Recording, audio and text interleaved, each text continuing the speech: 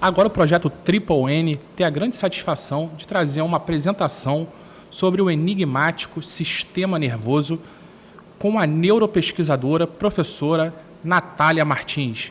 A professora Natália tem mestrado e doutorado dentro das neurociências. Professora Natália, muito obrigado pela sua participação aqui no projeto Triple N.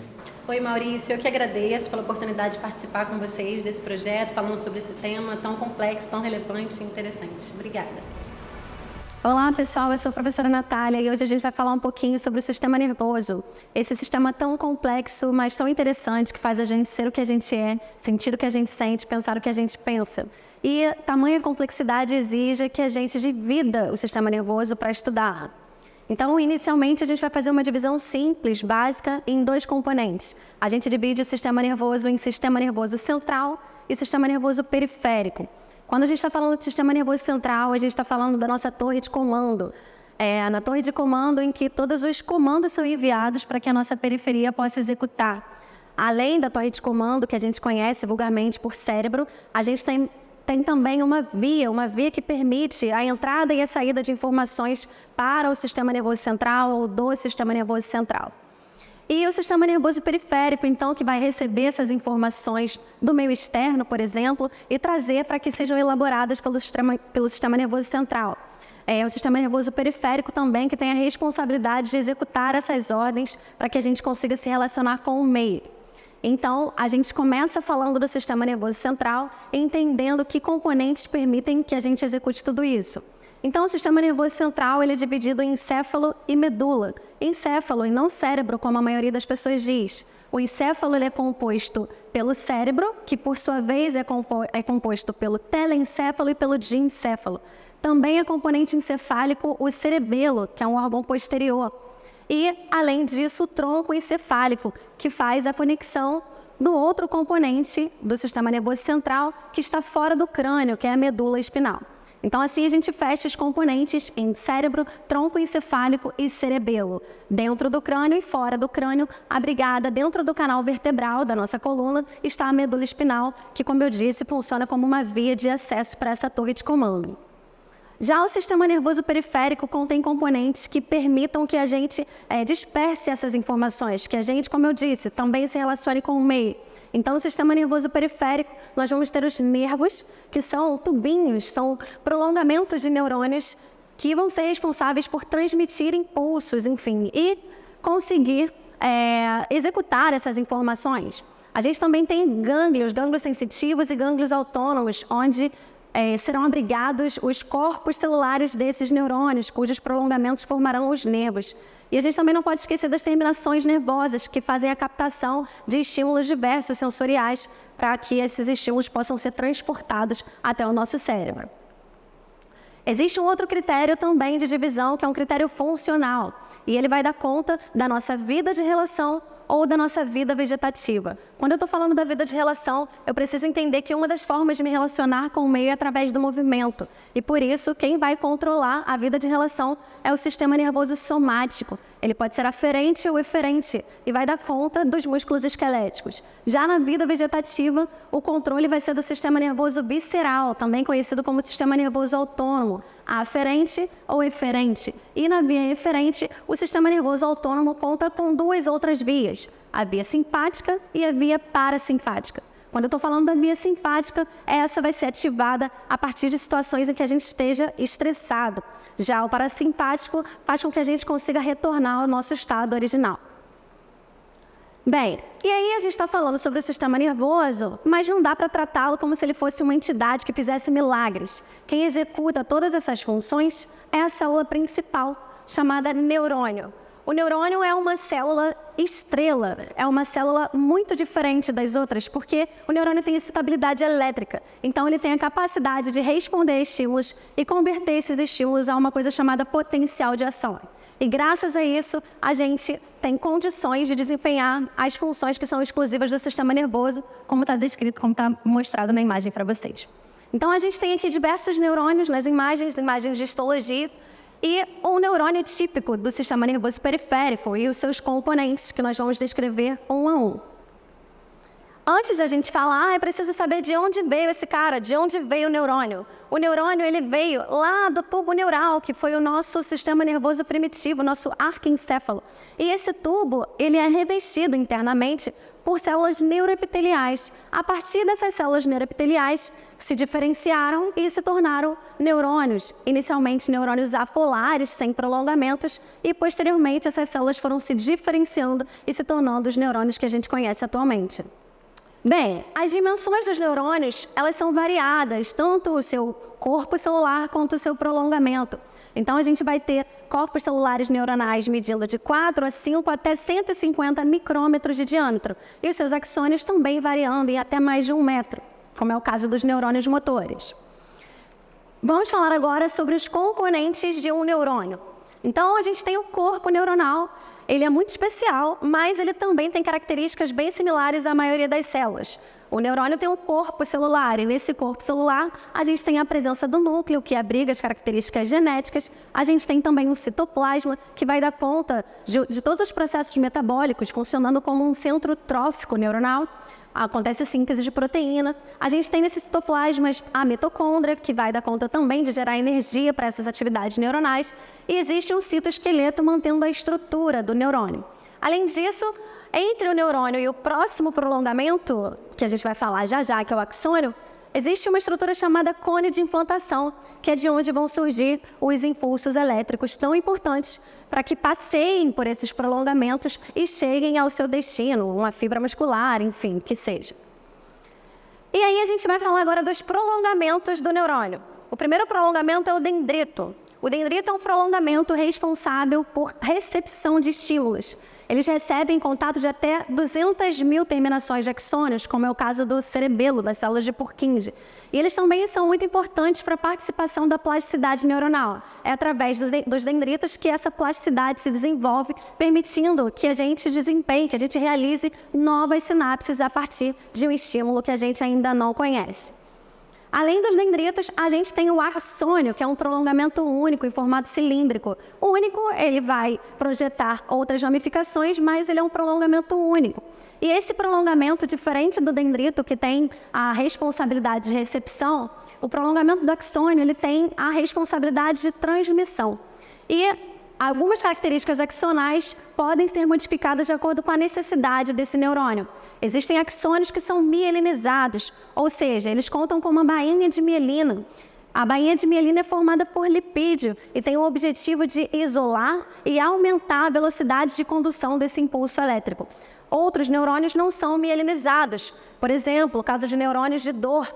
Em alguns momentos a gente não precisa que a dor chegue tão rápido ao nosso cérebro. Então esses neurônios não precisam de bainha de mielina. Os neurônios mielinizados são a maioria no nosso sistema nervoso central. E eles estão aqui, além da bainha de mielina, contando com um intervalo entre essas bainhas, o que permite que o impulso seja saltatório. E por esse motivo, a gente diz que a bainha de mielina é responsável por aumentar a condução do impulso elétrico. E esse impulso elétrico só vai acontecer graças a um potencial de ação, que, como eu disse, é gerado lá no cone de implantação. Esse potencial de ação, então, vai se deslocar pela membrana do neurônio e ele vai chegar até um terminal, desempenhando a função primordial de um neurônio, que é a sinapse. Sinapse é a comunicação entre um neurônio e outra célula qualquer. Essa outra célula pode ser um neurônio, pode ser um músculo, pode ser uma glândula. Então, o sistema nervoso possui aproximadamente 86 bilhões de neurônios e esses neurônios podem receber e transmitir mensagens para milhares de outras células. E como eu disse, isso vai acontecer graças ao potencial de ação que é gerado quando o neurônio sai do repouso e a gente tem uma troca de cargas elétricas permitindo esse deslocamento do impulso elétrico.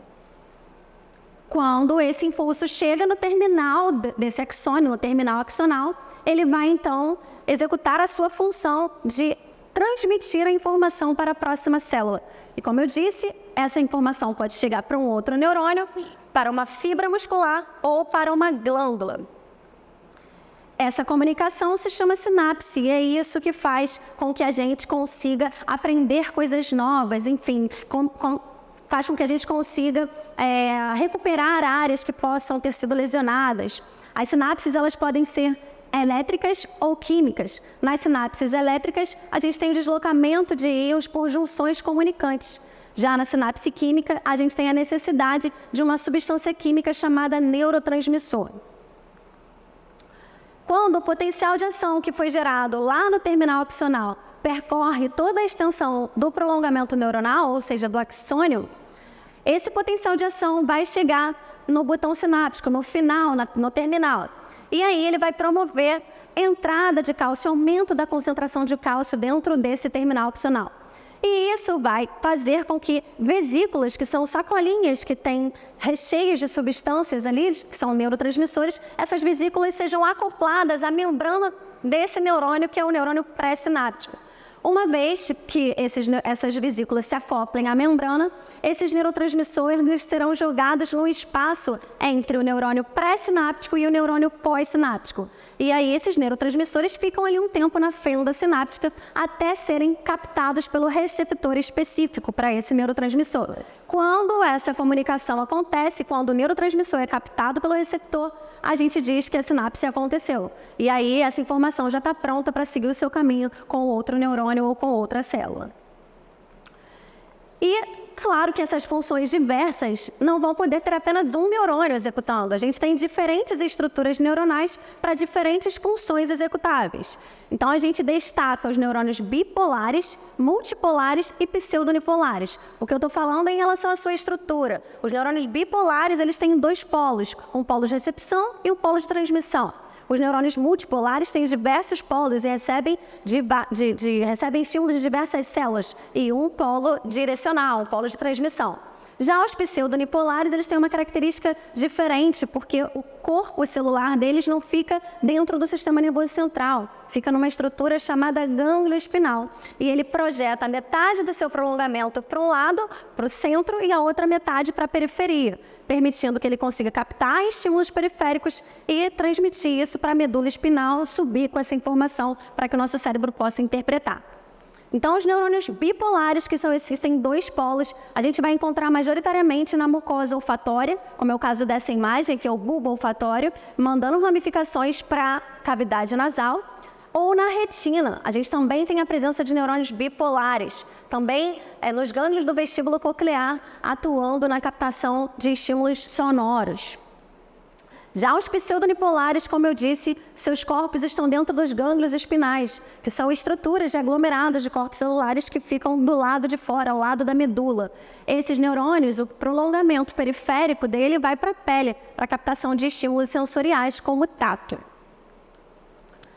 Dito isso, a gente precisa entender que parte do neurônio vai ocupar e compor um determinado tipo de substância e outra parte outro tipo de substância. E aí a gente faz referência a uma nomenclatura que é muito popular sobre massa cinzenta e massa branca, substância cinzenta e substância branca.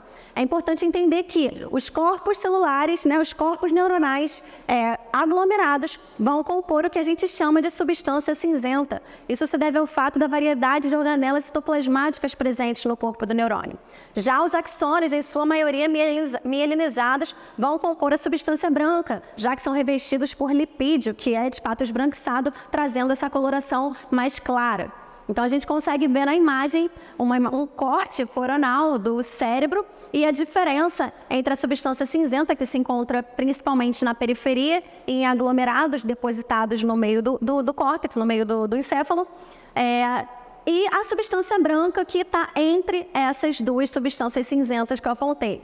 Já na medula espinal, a gente tem o inverso disso. A substância cinzenta está no centro, numa estrutura que a gente conhece como H medular. E a substância branca está mais periférica ali, recheada por tratos, por prolongamentos de neurônios.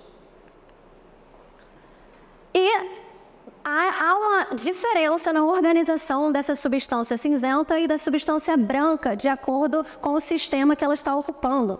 No sistema nervoso central, a gente vai ter a substância cinzenta, como eu disse, ocupando principalmente o córtex cerebral, e esses depósitos de aglomerados, de núcleos, de corpos celulares no meio do encéfalo, chamado núcleos da base, núcleos do tronco encefálico, núcleos diversos. A gente também tem substância cinzenta no sistema nervoso central, no H medular, como eu disse. Já a substância branca ocupa a parte medular, tanto do encéfalo quanto da medula espinal. A gente chama esses aglomerados de prolongamentos, esses aglomerados de axônios no sistema nervoso central de tratos. E os tratos vão ser responsáveis por conduzir informações ou do córtex para a periferia ou da periferia para o córtex. Já no sistema nervoso periférico, a gente vai ter uma outra organização da substância branca e da substância cinzenta. A substância cinzenta no sistema nervoso periférico ocupa essa estrutura chamada gânglio, o gânglio espinal que eu comentei com vocês. Então, no gânglio espinal, eu tenho corpos celulares, principalmente de neurônios pseudonipolares. Esses neurônios vão projetar o seu prolongamento para a periferia, para poder captar os estímulos sensoriais na pele, por exemplo. E esses prolongamentos, em conjunto, formarão uma estrutura que a gente chama de nervo. Então, recapitulando, um nervo é um aglomerado de axônios no sistema nervoso periférico. Já no sistema nervoso central, esse mesmo aglomerado vai se chamar tratos. No sistema nervoso periférico, os corpos celulares desses prolongamentos estão nos gânglios. Já no sistema nervoso central, eu encontro esses corpos celulares no córtex e em núcleos. Já que a gente está falando de nervo espinal, é importante saber como se forma o nervo espinal. A gente precisa de 2 raízes, pelo menos, para formar um nervo espinal, que são mistos. Então, eu preciso necessariamente de uma raiz motora e de uma raiz sensitiva. A raiz motora, ela vai ser formada pelo prolongamento do neurônio, cujo corpo celular está na substância cinzenta, no H medular. E aí ele projeta o seu prolongamento para fora da medula, compondo a raiz motora desse nervo. Já a raiz sensitiva, ela é dorsal. E ela vai ser formada pelo prolongamento daquele neurônio, cujo corpo celular fica dentro do gânglio. Esse neurônio vai projetar a metade do seu prolongamento para o centro da medula e a outra metade para a periferia, compondo a raiz sensitiva, que vai, então, originar, junto com a motora, o nervo espinal misto.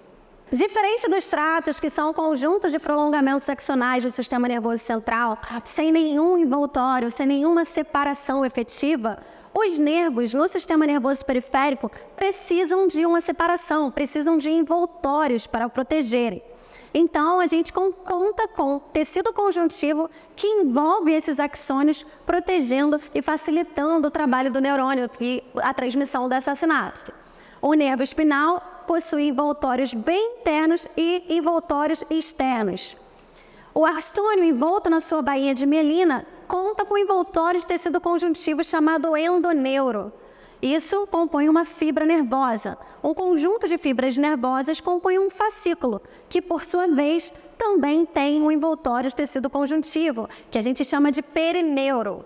Um conjunto de fascículos, por sua vez, forma então um nervo espinal. E o nervo espinal também tem o envoltório de tecido conjuntivo, que é o epineuro. Esse tecido conjuntivo, além de proteger, vai permitir a vascularização desse tecido. Então, hoje a gente falou como o sistema nervoso se organiza, o que é substância cinzenta, o que é substância branca, o que o neurônio contribui para a organização, para essas coleções de tecido nervoso, qual é a parte do neurônio que está na substância cinzenta, qual é a parte do neurônio que está na substância branca, tanto no sistema nervoso central quanto no sistema nervoso periférico. A gente falou da importância do neurônio como executor das funções que a gente descreve amplamente como funções do sistema nervoso. Então é isso, pessoal. Até a próxima e obrigada.